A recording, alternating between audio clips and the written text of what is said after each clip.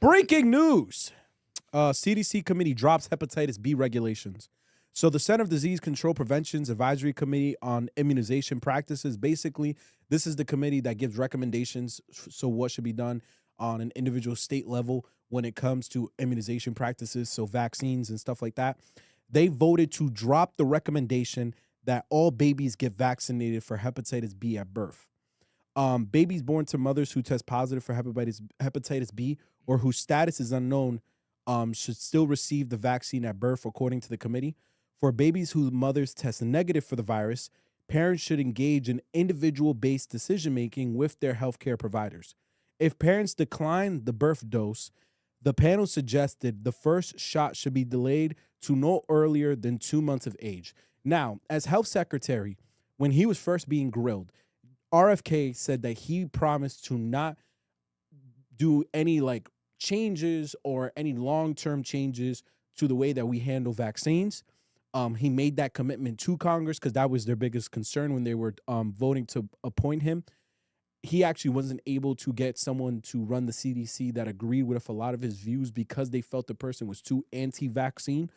And now we're seeing a board that he personally appointed is scaling back recommendations regarding hepatitis B, which is an incredibly infectious disease. The argument that the people on the board that he appointed, who are mostly anti-vaxxers, are saying is it's unnecessary to force every child when they're born to take this vaccine. It should only be mandated if the mother has hepatitis B. If they don't, then you should be able to let parents wait an 8-week period.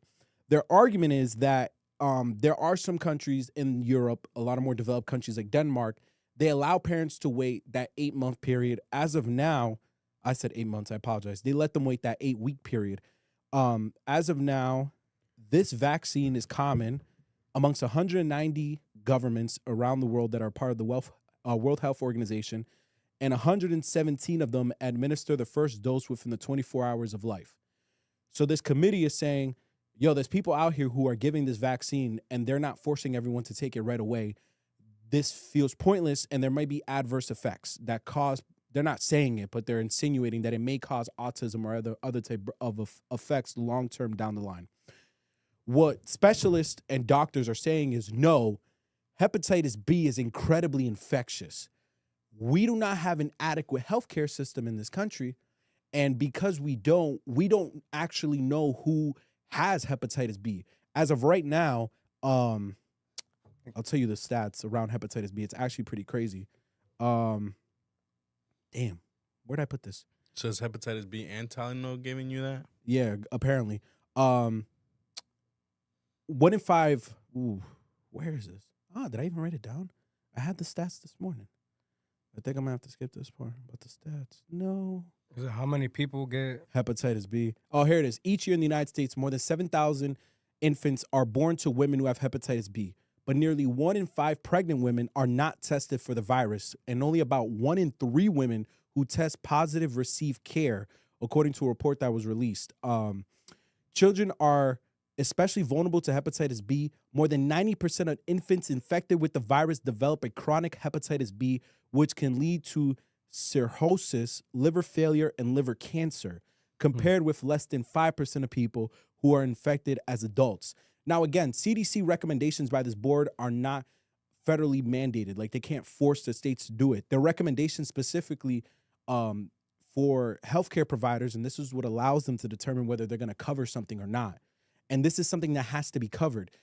Babies need the hepatitis B vaccine, because if you were to wait those 8 weeks to take the shot, you are putting that baby at risk, because that virus is easily transmittable. So even if both parents don't have it, if you have a friend come see your child after birth and your child does not have the hepatitis B shot, they can contract hepatitis B and they can die.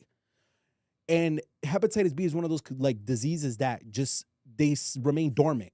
So unless you're actually testing yourself, you may not know. And Robert Kennedy put this entire board together of these anti-vaxxers that are just spewing nonsense. And they're saying, oh, if we force everyone to take it, it doesn't really have a drop in the amount of people contracting the hepatitis disease. And that's just not factually true.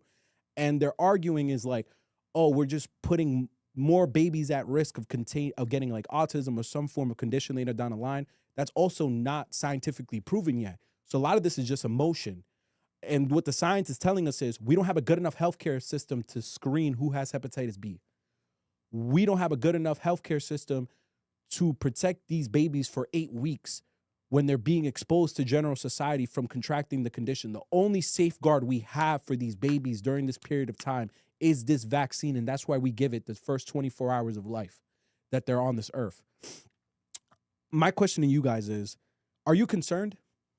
Like, as our Robert F. Kennedy continues with his thing, do you think he's going to scale back more vaccine requirements?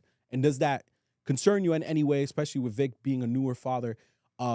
Because a lot of these conditions, once they break out, if you don't have this vaccine, your body's not beating them. Like, your body's not beating measles.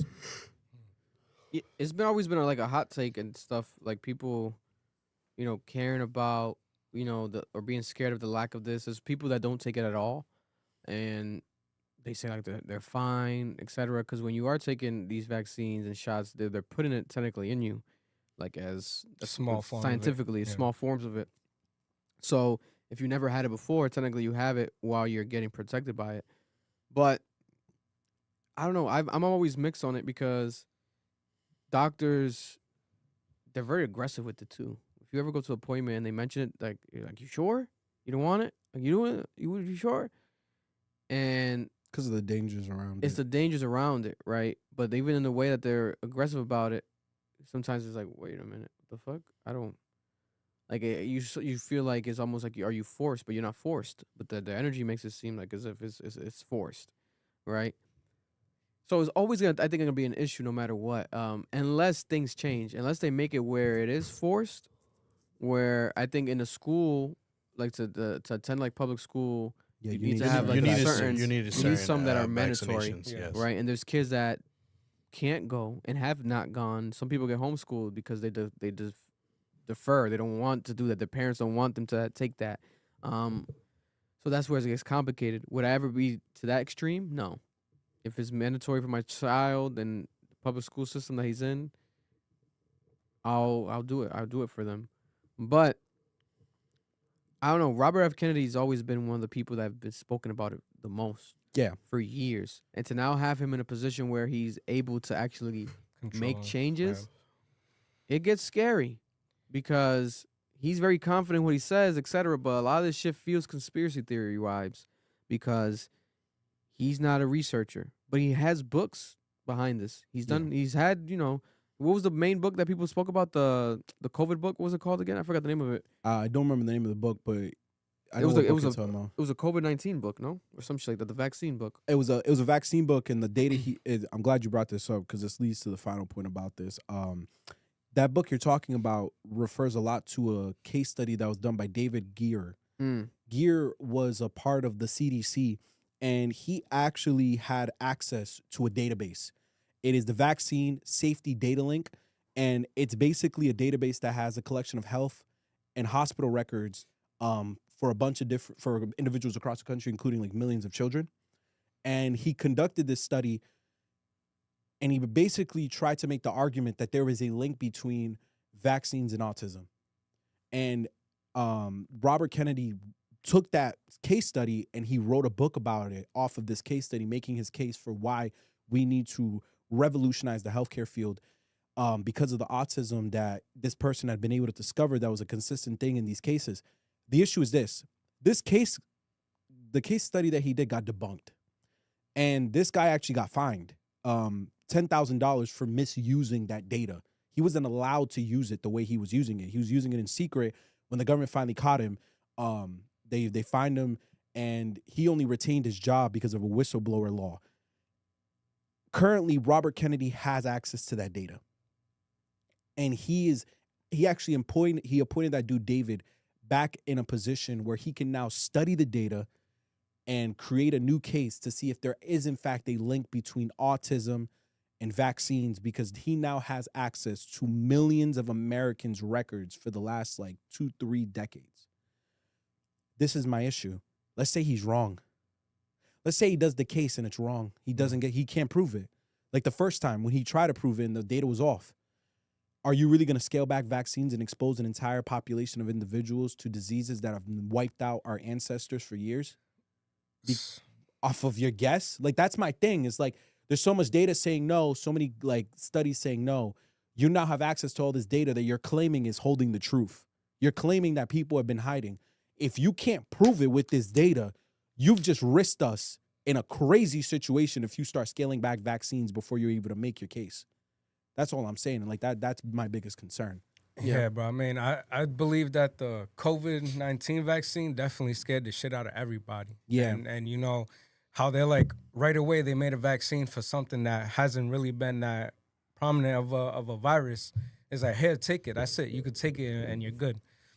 But these viruses that we already been taking vaccines for, they're already like true into the system. Like, this has been tested. This has been, you know, been worked on for many years, where we need this. Like, we've seen that it helps. And, you know, unfortunately, maybe there are some side effects. Of course, there's some side effects to it, but we don't know exactly what those side effects are. So for you to be like, okay, because of the COVID-19 thing that happened, now everybody questioning the vaccines and stuff, now we got to question every other virus that has happened to us before. It's kind of crazy because, like, you know, like how you're saying, you're going to cut back on these true viruses that we've had just because of this little thing that's going on now. Like, Yeah.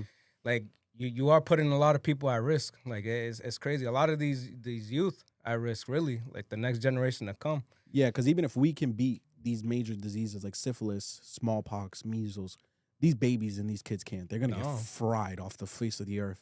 So it's definitely just a concern. And the idea of like, oh, just have a strong enough immune system. We don't even have guaranteed health care. Yeah. This just sounds like a real great way to kill black and brown people, don't it? Especially poor black and brown people, because it's such a privilege to say, oh, yeah, if I get sick, I'll just go to the doctors. Yo, I don't have health care, and the Republicans are making sure of that one. So I can't buy this. You're not going to take away vaccines and then not guarantee health care. You're going to have to give up something. So we'll see what happens.